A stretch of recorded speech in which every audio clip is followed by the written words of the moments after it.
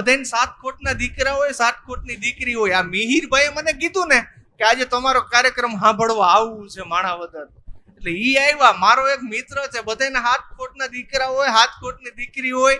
મારે 7 કોટનો ભાઈબંધ છે ભાવલો. આ ભાવલો અઘરો મને કે દર્શનભાઈ મારે પ્રોગ્રામ આવું જ, પણ માથું બહુ દુખે. મેં કીધું માથા તો અમારે દુખતા હોય. મને કે તમને માથું દુખે શું કરો? હું ઘરે જાઉં, આમ સોફા ઉપર આડો પડું, તાર ભાભીને કહું તો બામ લગાડી દે, ધીમે ધીમે માથું દબાવે, માથું ઉતરી જાય. ભાવલો મને કે ભાભી ઘેરે હશે? નો નો નો નો, તું તો જાતો જ નહીં, તારું ગળું દબાવી દે. અઘરો પણ સાંભળવાની મજા આવે એવું ઓડિયન્સ છે. અમને અહીંથી બોલવાની મજા આવે. રાજકોટના એક કવિ ગુલાબદાન બારોટ, એમની એક વાત મને યાદ આવે કે હથેળીમાં વાળ નહીં, ગધેડાને ગાળ નહીં. ધ્યાનથી સાંભળજો, આ વસ્તુ ક્યાંય જોવા નહીં મળે. હથેળીમાં વાળ નહીં, ગધેડાને ગાળ નહીં, ઉંદરને ઉચાળો નહીં, મીંદડીને માળો નહીં, ક્યાંય હંસ કાળો નહીં, કુંવારાને હાળો નહીં, કોટ ઉપર સાલ નહીં, બખ્તર ઉપર ઢાલ નહીં, કેળાને પાન નહીં, ગરજમાઈને માન નહીં, ડુંગરા નરમ નહીં, ગુલ્ફી ગરમ નહીં, પાપીને ધરમ નહીં, દિગંબરને શરમ નહીં, ફળ ફૂલમાં હાથો નહીં, તાળી પાડો તો વાંધો નહીં.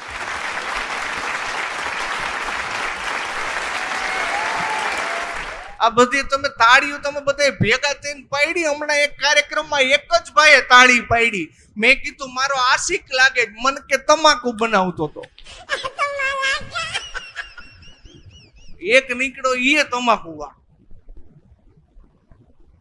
અમારે એક કાર્યક્રમમાં અમારે એક ભાઈ ગઢવીભાઈ સંચાલન, કવિરાજ કાર્યક્રમનું સંચાલન કરતા હતા. ગામડામાં કાર્યક્રમ, ગઢવીરાજ બોલ્યા માઇકમાં ઈ કે ગામના સરપંચ દર્શન દ્વારકાવાળાનું સાલ ઓઢાડીને સન્માન કરશે. આ બાજુથી હું ઊભો થયો, આ બાજુથી સરપંચ ઊભા થયા સાલ લઈને. 10 મિનિટ વહી ગઈ, સાલ ઓઢાડે જ નહીં. બોલા ગઢવી કે ઓઢાડી દ્યો, તો કે હુઈ જાય તો ઓઢાડું. નો નો નો નો, આમ કોઈ સાલ ઓઢાડી જ નથી. બોલો, આ કાર્યક્રમ માટે ધર્મેશભાઈ નો ફોન આવ્યો હતો, ધર્મેશભાઈ મહેતા. એટલે મને કે આવી રીતના મારા શ્રીના જન્મદિવસ નિમિત્તે કથા પારાયણ છે અને એમાં રાત્રિનો હાસ્યનો કાર્યક્રમ રાખવાનો છે, અને મને કે તમારે અને મનનભાઈ રાવલ ને બે આવવાનું છે. મેં કીધું મનનભાઈ ને એકલાને આખો કાર્યક્રમમાં બોલવા દો, કારણ કે એક કાર્યક્રમમાં એક કલાકાર હોય ને તો વિશેષ મજા આવે. પૂરેપૂરો સમય આપણે એને આપી શકીએ. મેં કીધું બે નહીં, એક જ રાખો. મને કે ના, જીતુભાઈ દ્વારકાવાળાનું બજેટ વધી જાય, એના કરતા તમે આવો. એ કે બજેટ પ્રમાણે હાલવું પડે ને એમ. એટલે મને કે તમે શું પુરસ્કાર લ્યો? મેં કીધું ધર્મેશભાઈ, આખા ગુજરાતમાં લગભગ 150 કલાકાર છે, એમાંથી તમે 149 ને કેન્સલ કરીને દર્શન દ્વારકાવાળાને આ કાર્યક્રમમાં યાદ કર્યો ને, એ જ મોટો પુરસ્કાર છે. મેં કીધું મારા શ્રીના આશીર્વાદ લેવા અમને અવસર મળે, એ જ મહત્વનું, એ જ પુરસ્કાર. મને કે ના, બ્રાહ્મણના દીકરાને કંઈક દેવું તો જોઈએ. મેં કીધું તમે જે નક્કી કર્યું હોય ને એના કરતા 1000 રૂપિયા ઓછા આપજો. ધર્મેશભાઈ મને કે 1000 જ નક્કી કર્યા.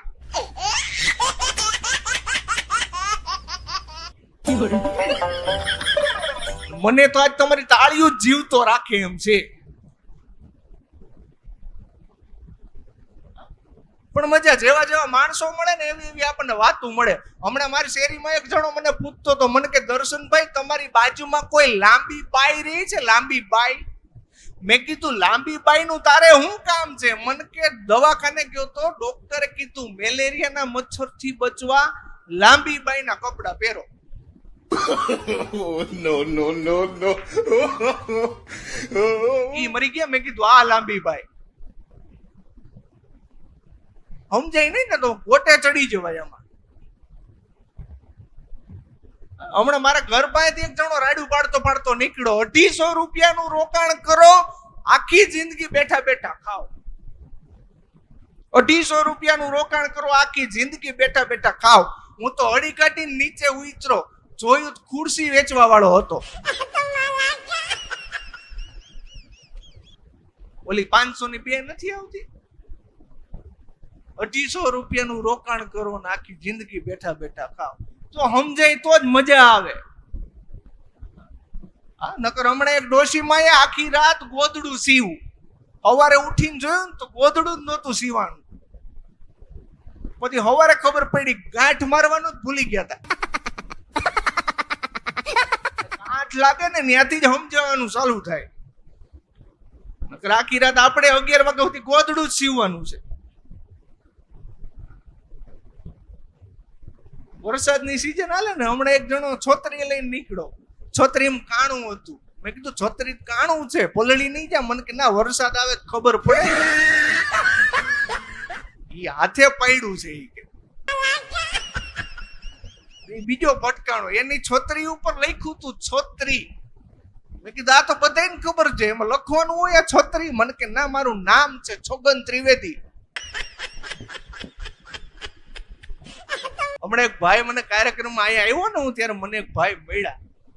મને કે દર્શનભાઈ, કાર્યક્રમો તમારા બધાને બહુ સાંભળ્યા, તમારા પપ્પાના બહુ સાંભળ્યા, તમારા સાંભળ્યા, આ વખતે કઈ કે ઇન્ટેલિજન્ટ જોક્સ કરજો. ઇન્ટેલિજન્ટ જોક્સ કેવી હોય? હમણાં એક ભાઈ મને પૂછતો તો, મને કે દર્શનભાઈ, માણસ મગજ વગર કેટલા વર્ષ જીવી શકે? મગજ વગર. મેં કીધું મને નથી ખબર તમારી ઉંમર કેટલી હોય. મગજ વગરનો જ છે આ ઇન્ટેલિજન્ટ. હમણાં 4-5 વર્ષ પહેલા ચાઇનાના પ્રમુખ આવ્યા હતા, જીનપિંગ, આપણે ગુજરાતમાં અમદાવાદ રોકાણ હતા 3 દિવસ. તો મારો ભાઈબંધ ભાવલો મને કે દર્શનભાઈ, ચાઇનાના પ્રમુખ આવ્યા, હવે ઓરિજિનલ ક્યારે આવશે? આ તારો બાપ. મેં કીધું ઓરિજિનલ જ છે. એને એમ કે ચાઇનાની આઈટમ બધી ડુપ્લિકેટ જ હશે.